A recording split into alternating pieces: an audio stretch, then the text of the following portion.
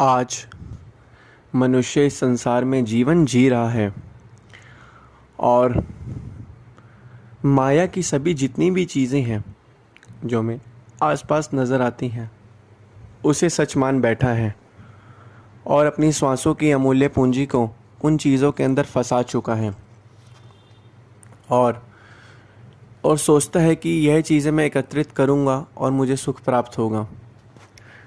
जब पैदल चलता था तब भी दुखी था, आज गाड़ियाँ आ गई हैं तब भी दुखी हैं। पहले मकान किराए का था तब भी दुखी था, आज अपने बंगले बन गए हैं तब भी दुखी हैं। पहले कम कमाता था तब भी दुखी था, आज ज़्यादा कमाता है तब भी दुखी हैं। तो कहने का तात्पर्य क्या है? मनुष्य ने अपने सुख की प्राप्ति की, मनुष्य ने यह समझा कि उसे सुख कैसे मिलेगा। जब वह संसार की सभी चीज़ों को एकत्रित करता जाएगा तो उसे सुख मिलता रहेगा। लेकिन यह मनुष्य की बड़ी भारी भूल है। इस संसार में जितने भी मनुष्य रहते हैं इन सबकी ये बड़ी भारी भूल है कि हमें ये चीज़ प्राप्त होगी तो हमें सुख मिलेगा, हमें ये चीज़ प्राप्त होगी तो हमें सुख मिलेगा। तो अब वक़्त के संत महापुरुष हमें यही फरमाते हैं कि इन संसार और माया की जो चीज़ें हैं इनके अंदर सुख कभी भी नहीं है। सुख नाही रे हरि भक्ति बिना सुख नाही। सुख तो केवल भक्ति में है, प्रभु की भक्ति में है। क्योंकि जितना जितना उन्होंने हमें नाम बख्शा है, जितना जितना हम नाम जाप जपते रहेंगे उतना उतना हमारे नाम अंदर ही जो है उजाला होता रहेगा, प्रकाश रहता रहेगा और हमें सच का पता चलता रहेगा। और मनुष्य के ऊपर जो है ये माया का पर्दा है ये दूर होता रहेगा। लेकिन मनुष्य इन चीज़ों को बिल्कुल भी नहीं समझता और मोह माया के बंधनों में बंधकर संसारिक चीज़ों को प्राप्त करता जाता है और अंत में ये संसारिक चीज़ें इसको सुख देने वाली नहीं है, ये और ज़्यादा ही दुख देती हैं। और मनुष्य फिर इन्हीं चीज़ों को प्राप्त करने के चक्कर में पूरी ज़िंदगी भागता रहता है और अंत समय में इनमें से कोई भी चीज़ उसके साथ नहीं जाती। तो यही मनुष्य का हाल है। संसार के जितने भी लोग हैं सब माया के पीछे भागे हैं। कहते हैं कि जिस तरीके से अगर हम सूरज की तरफ पीठ करके चलेंगे तो हमारी छाया आगे आगे होती है और हम जब चलते हैं छाया हमारी आगे होती है, हम पीछे होते हैं, हम छाया के पीछे पीछे चलते रहते हैं।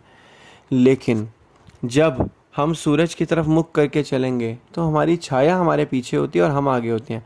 हम आगे चलते थे, छाया हमारे पीछे होती है और हमें नहीं पकड़ पाती। तो कहने का तात्पर्य यही है कि जितना हो सके हम जितना भजन अभ्यास करेंगे हमारे अंदर सच्चाई आएगी, हमारे अंदर विनम्रता आएगी, हमारे अंदर अज्ञानता का नाश हो जाएगा, हमें सत्य पथ का बोध होगा, हमें सच्चाई के रास्ते का पता चलेगा। लेकिन आम मनुष्य को यह चीज़ पता ही नहीं है कि वो अपना जीवन को कैसे जी रहा है।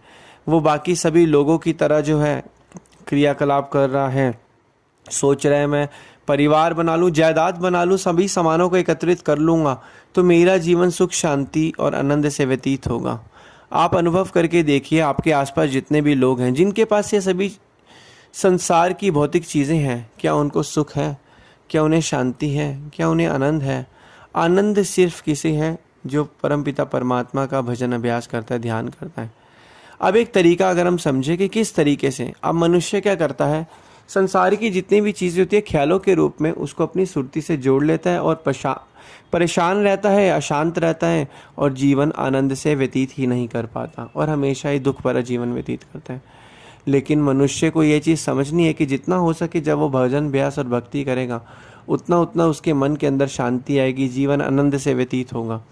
लेकिन मनुष्य को यह चीज़ की समझ कब आती है? जब वह वक़्त के संतों महापुरुषों की शरण में आता है तभी उसे ज्ञान मिलता है। जिस तरीके से चाहे जितनी मर्जी सर्दी हो और अगर वहाँ पर आग जल रही हो, जितना हम आग के आसपास आते रहेंगे उतना ही हमें जो है गर्मैश मिलेगी, हमें गर्मी मिलेगी और हमारी जितनी भी सर्दी है, जितनी भी ठंड है वो हमसे दूर होती जाएगी। इसीलिए जितना जितना हम सत्य पथ की ओर जाते रहेंगे, हमें सत्य की परख होती रहेगी, उतना ही हमारे मन के अंदर जो है अज्ञानता का नाश होगा।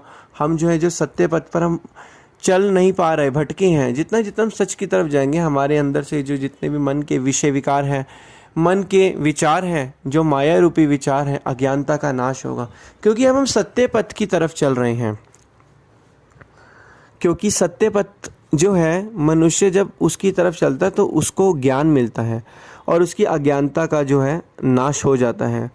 लेकिन यह किसे मिलता है? सत्य पथ पर चलना, इन सभी चीज़ों को समझना, सही समय पर सही चीज़ की परख होना, यह सिर्फ वक़्त के संतों महापुरुषों की चरण शरण में जो जीव आता है, जिस जीव के पुण्य कर्म होते हैं, जिस जीव के भाग्य उदय होते हैं, उसे ही इस घोर कलयुग में वक़्त के संतों महापुरुषों की चरण शरण मिलती हैं। अब आज से पुराने समय में देखा जाए कि उस समय भी संत महापुरुष होते थे, क्योंकि जो गुरु की आज्ञा में चलता है उसे ही हमेशा सच्चा सुख और सच्ची शांति प्राप्त होती है। गुरु की आज्ञा में चलने से मनुष्य को सच का पता चलता है। मनुष्य को यह पता चल जाता है कि संसार में आने का उसका असली मकसद क्या है। उसका असली मकसद है श्वासों की अमूल्य पूंजी को नाम के सिमरन से भरना, जो कि मनुष्य तो कर ही नहीं रहा। आम मनुष्य देखिए कितने श्वास जो हैं अपने वेस्ट करते जा रहे हैं, ख़राब करते जा रहे हैं। लेकिन हम जैसे और आप जैसे जो गुरमुख हैं, जितना हम भजन अभ्यास और बंदगी करेंगे, मन को शांति मिलेगी, हमारा जीवन आनंद से व्यतीत होगा, उतना उतना हमारे मन के अंदर शांति आएगी, भक्ति का हम पर प्रभाव पड़ेगा, हमें सही गलत की परख होगी, हमें पता चलेगा कि क्या सही है हमारे लिए, क्या गलत है। हमारे मन के अंदर जितने भी भ्रम चलते हैं, विकार, विषय विकार, माया रूपी जो चीज़ें चलती हैं, जो ये सब चीज़ें जो है हमारी ख़त्म होती जाएंगी। लेकिन मनुष्य को ये तो चीज़ समझनी चाहिए। लेकिन मनुष्य ये चीज़ कब समझता है? जब उसके ऊपर से माया का पर्दा हट जाता है।